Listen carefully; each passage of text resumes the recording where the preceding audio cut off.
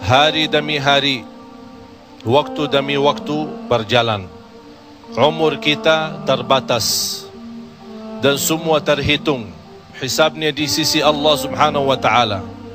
Umur kita sejak kita dilahirkan sampai akan meninggal dunia sudah semua ditentukan oleh Allah Subhanahu wa taala.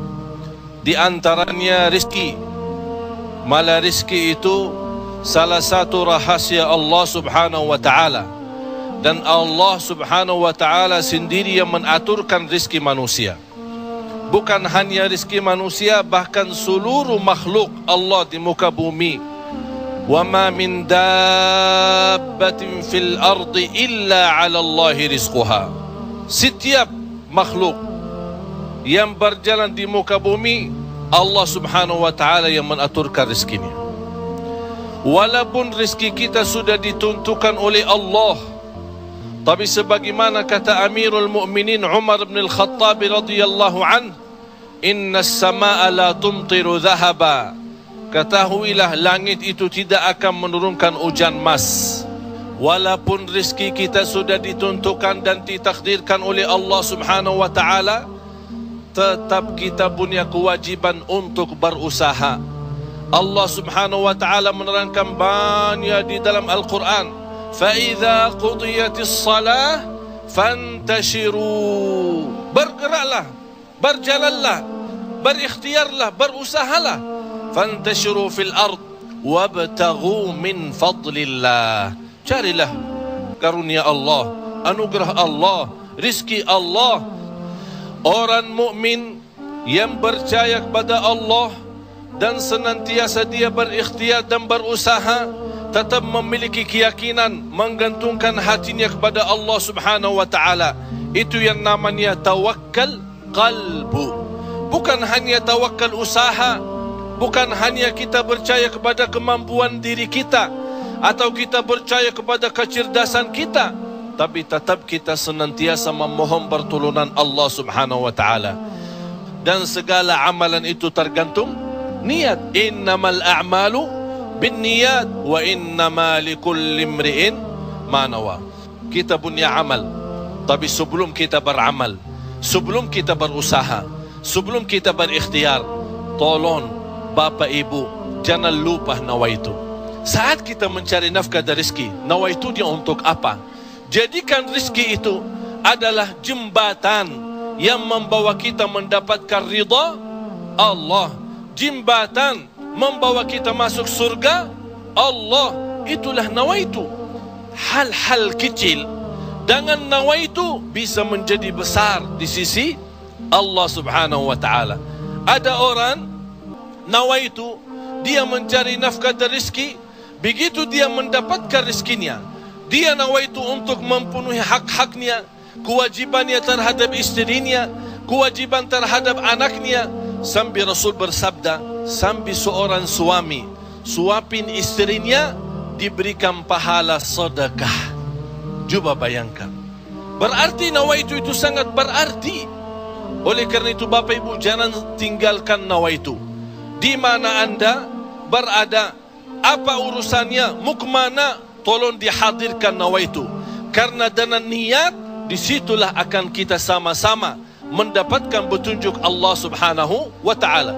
Semoga senantiasa kita dalam ikhtiar dan usaha kita, selalu kita menambah keyakinan dan kepercayaan kita kepada Allah Subhanahu wa ta'ala. Hari ini kita berusaha berikhtiar, menghadapi sedikit kesulitan dan kesusahan, jangan kita berkata, kenapa Allah tidak melancarkan rizki dan usaha saya? Tapi harus bertanya kepada diri kita, apa salah saya?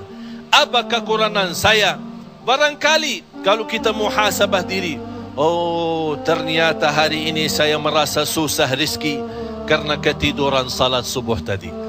Saya merasa malam ini tidak lancar karena saya lupa baca Al-Quran.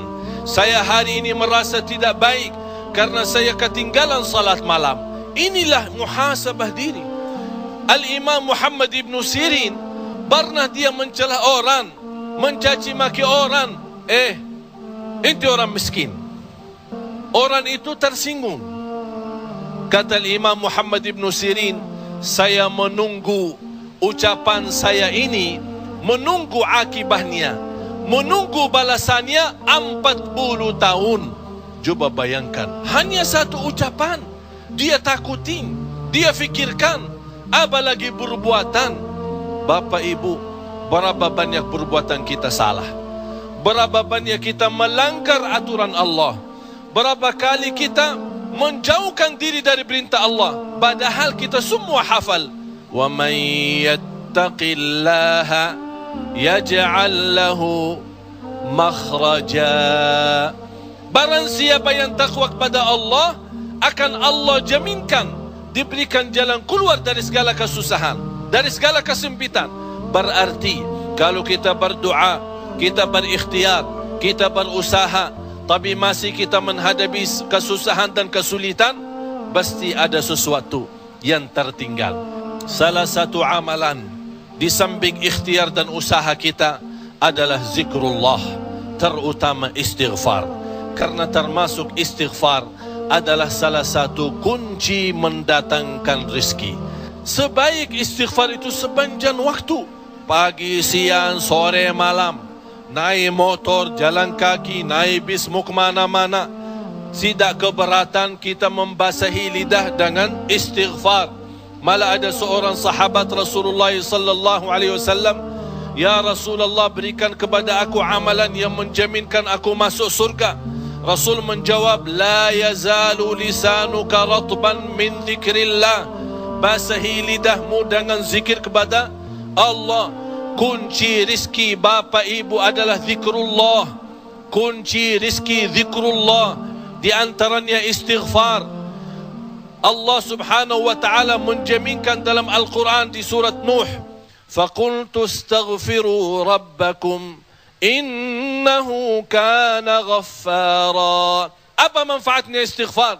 Yursilis samaa alaikum midrara wa yumdidukum bi amwalin wa banin wa yaj'al lakum jannatin wa yaj'al lakum anhara.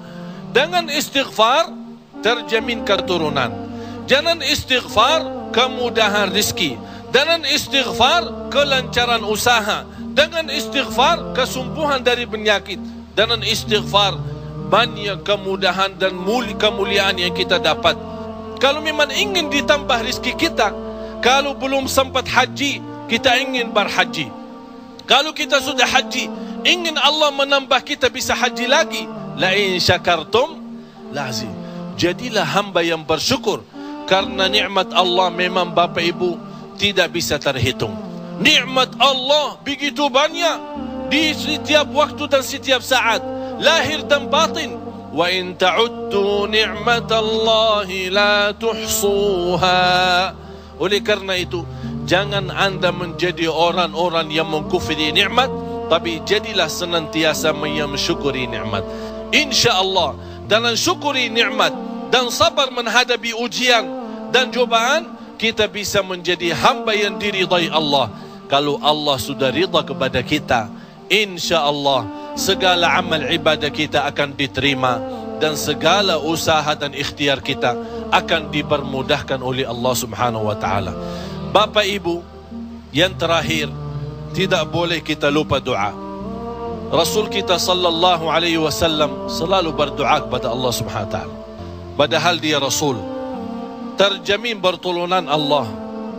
Senjata orang mukmin adalah doa, dan pintu langit bisa dibuka dengan doa, dan doa itu kapan saja dan bisa sampai kepada Allah tanpa waktu dan tanpa batas. Selama kita masih berdoa kepada Allah, selama masih kita memohon kepada Allah, Allah akan senantiasa mendengar doa kita.